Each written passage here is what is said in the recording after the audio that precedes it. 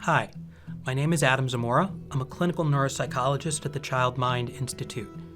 Today we're going to hear from a parent who's concerned their teenage daughter may have ADHD. This parent asks, "My daughter is 13, and I've been noticing a few behaviors that make me wonder if she might have ADHD. Getting ready for school every day is a major struggle for us because of her disorganization, and it causes so much stress and tension in our family. I'm noticing other things too, like she'll forget instructions I just gave her. She's always waiting until the last minute to finish assignments. She has a hard time keeping track of her time. Does this sound familiar to you? What can I do to help?" So this definitely sounds like a kid who might have ADHD. ADHD can look different in girls than boys. Girls with ADHD sometimes present more with the inattentive symptoms. They might forget instructions, they might be more distracted, they may be more disorganized and have difficulties with planning and managing their time effectively. But boys can also present with those symptoms as well. And in teenagers with ADHD, what you see are more the symptoms that your daughter has, where it's hard for them to sort of manage their time and gauge how long it's going to take them to do their papers or study for their tests.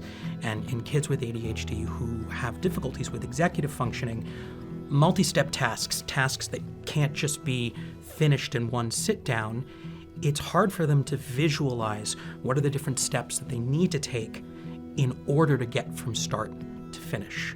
For kids without ADHD, they may have an easier time visualizing, I need to write the introduction for this paper, then I've got to think about how to plan out my argument, and then I've got to come up with a conclusion. For kids with ADHD, they often see papers and tests as this big mountain that they need to climb from start to finish in one go.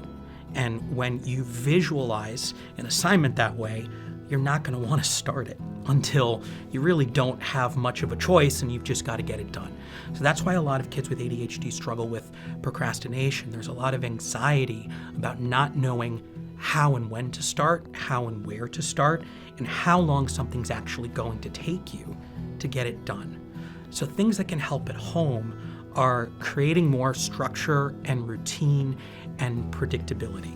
So when it comes to being disorganized and waiting until the last minute to pack your stuff, or having difficulty getting out of bed in the morning, taking a long time to eat breakfast, getting dressed, creating visual charts and schedules and some sort of structure and scaffolding around these activities in the morning is something that can be really, really helpful for kids with ADHD. Every kid benefits from structure and consistency, but for kids with ADHD who have a harder time regulating their attention, and there are a lot more stimuli that are coming in and getting in the way of being able to focus on what it is that they need to do, they need that structure and consistency more than kids who don't have ADHD might.